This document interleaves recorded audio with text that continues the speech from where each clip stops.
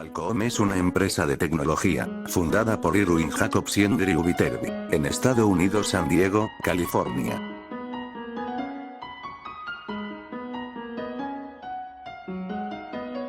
Sus principales ingresos provienen de Apple y Samsung, por el lado de Samsung sus chips y los de Apple los modem 5G. Pero en la historia de esta empresa hubo ciertos proyectos en los que se les salió de control.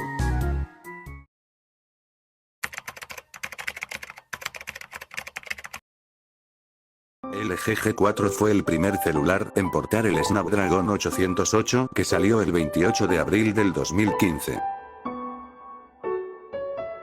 Este estaba fabricado a 20 nanómetros y tenía 2 núcleos dedicados al rendimiento y 4 de eficiencia. Y pues bueno, ¿cuál fue el problema? Lo que pasa es que la combinación de 20 nanómetros y el núcleo Cortex A57 generaba demasiado calor, ya que este núcleo era demasiado potente para su época y en la fabricación en la que estaba, haciendo que el celular se dañaba a sí mismo, y entrara en fase de bootloop, o sea el dispositivo al quemarse por dentro dejaba de entrar el sistema operativo. Debido a esto otros celulares tuvieron el mismo problema.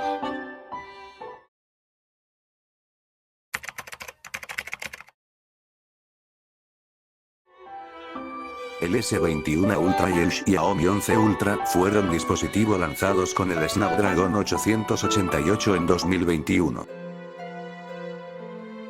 El Samsung destacaba por su gran aumento de 10x óptico y Xiaomi por los grandes sensores de sus cámaras, estos obteniendo 117 puntos en DxOMark por parte de Samsung y 141 de parte de Xiaomi. El Xiaomi 11 Ultra tenía una cámara principal de 112 y un telefoto de 5 aumentos y gran angular de medio.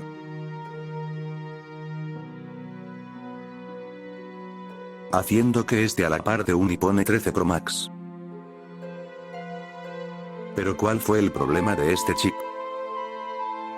Lo que pasa es que este chip, a diferencia de sus anteriores entregas como el Snapdragon 865 o 855, este buscaba un enfoque diferente, que era usar un núcleo demasiado potente.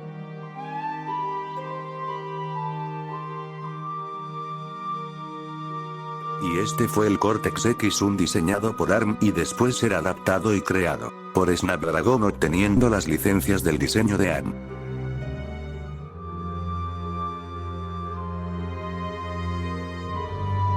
También este núcleo estaba dentro de otros coprocesadores.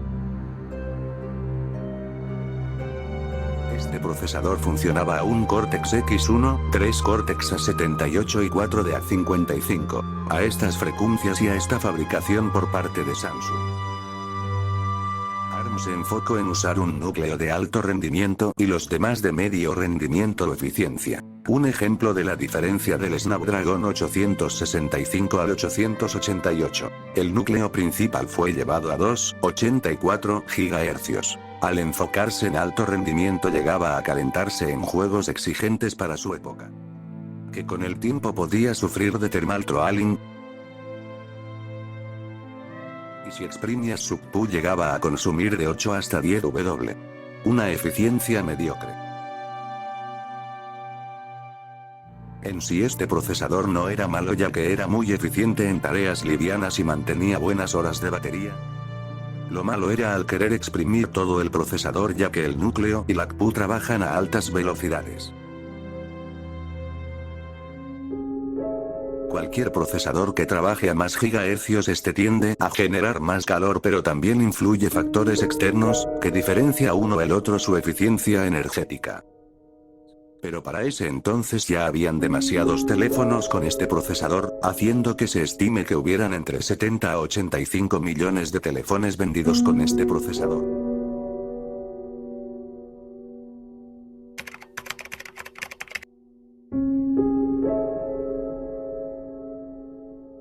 El Snapdragon 8 Gen 1 salió el 30 de noviembre del 2021. Creado por Snapdragon pero llevaba un nuevo núcleo por ARM. El Cortex X2 y sus nuevas variantes de núcleos de eficiencia y un nuevo CPU. Este teléfono dio un gran salto especialmente en la gráfica y en la fotografía, ofreciéndonos mayor velocidad de datos, mejores fotos y fotos nocturnas, fotos en 18 bits y poder soportar varias cámaras de una gran cantidad de megapíxeles y un mejor procesado.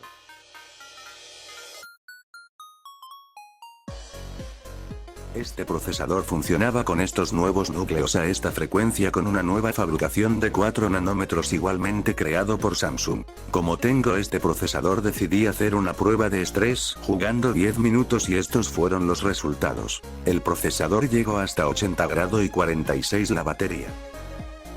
El problema el chip fue por la fabricación de Samsung. Aunque nos ofrecía mucho que desear, se limitaba por el calor que generaba. En el modelo de mi celular llegaba a hacerse una neblina en la cámara y en los Samsung linas verdes o Gold, o sea el teléfono se moría lentamente por el calor.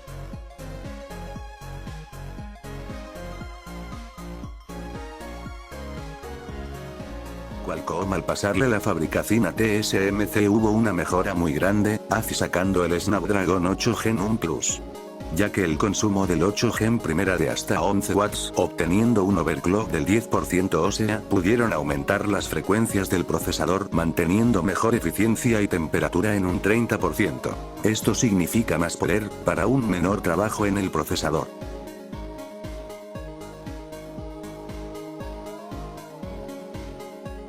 Un ejemplo, imaginemos que corremos un juego en estos dos procesadores, a la misma resolución y FPS. La diferencia es que uno consume 10 watts, mientras que el otro, la versión Plus, consume solo 7 watts por el mismo trabajo. En sí el procesador era bueno, solo que Samsung, la fabricación de Samsung lo empeoró, haciendo que para usar un teléfono con este procesador, deberías de tener un OLED de celular para jugar. Snapdragon 810. El Snapdragon 810 salió el 7 de abril del 2014 junto al Snapdragon 808. No hay que decir mucho de este puya que se cuenta solo, en pocas palabras era un 808 con Kaioken X2. ¿Se acuerdan de que les dije que este procesador estaba fabricado a 20 nanómetros y tenía dos núcleos a 57, y que con eso ya conllevaba problemas? Bueno, pues este Snapdragon 810 tenía no 3, sino 4 Cortex A57 en la misma fabricación de 20 nanómetros, o sea, imagínate, doble calor. Doble problemas. Por eso es como el Kaioken, ya que le metieron 4 núcleos en los que estaba muy desequilibrado de por sí, haciendo que haya los mismos problemas que el 808 pero aún peor. En algunos dispositivos, el calor sostenido también podía afectar la estabilidad y la batería, por lo que fabricantes tuvieron que recurrir a soluciones de refrigeración y ajustes de software para controlar el problema. En el Snapdragon 820, Qualcomm cambió bastante la estrategia después de los problemas del 810. Abandonó los Cortex A57 a 53 y creó sus propios núcleos, creyó. Pasó de 20 nm a 14 nm FinFET, lo que mejoró bastante la eficiencia energética. Rediseñó el CPU para reducir el consumo y, por consecuencia, el calor. Usó una configuración 4 núcleos, creyó, 2+2, en lugar de los 8 núcleos del 810. También mejoró la gestión dinámica de frecuencia y voltaje para evitar que el procesador consumiera energía innecesariamente. Bueno, ya llegamos hasta el final del video. Próximamente haré uno de Apple o Mediatek, así que chao.